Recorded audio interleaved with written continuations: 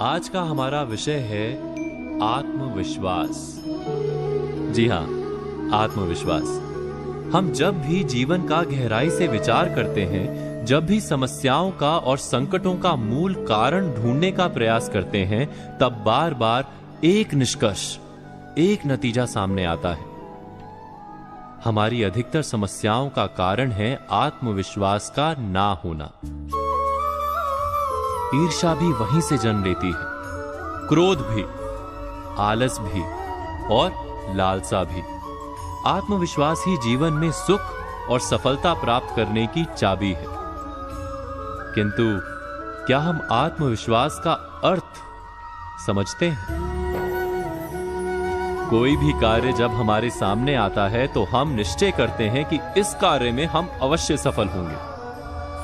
क्या यह आत्मविश्वास है? हमारे सिवा अन्य कोई सफल हो ही नहीं सकता, ऐसा भी हम मान लेते हैं। क्या यह आत्मविश्वास है? आत्मविश्वास क्या अहंकार का ही रूप है? किंतु अहंकार तो सदा संघर्ष को जन्म देता है। तो क्या आत्मविश्वास संघर्ष का कारण है?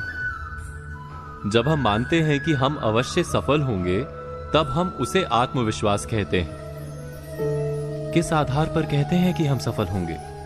हमारे अनुभवों के आधार पर अथवा प्राप्त किए हुए ज्ञान के आधार पर?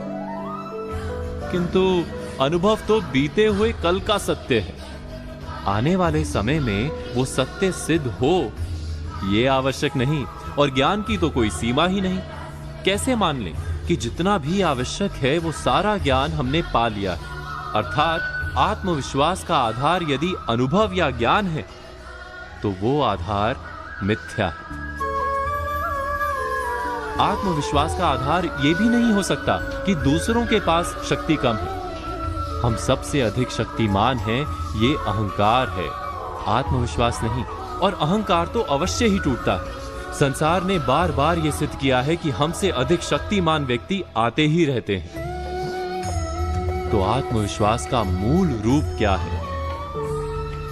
आत्म यानी स्वयं। जब हम स्वयं पर विश्वास करते हैं तो उसे आत्मविश्वास कहते हैं। किंतु प्रश्न यह है कि क्या हम स्वयं को जानते हैं? विचार कीजिए, कितनी बार हमने ऐसा कुछ कहा है जो हमें नहीं कहना चाहिए था? कितनी बार हमने बिना परिणाम का विचार किए क्रोध किया है? कितनी बार ऐसा हुआ है कि जिसे कल मित्र मानते थे, वो आज शत्रु दिखाई देता है?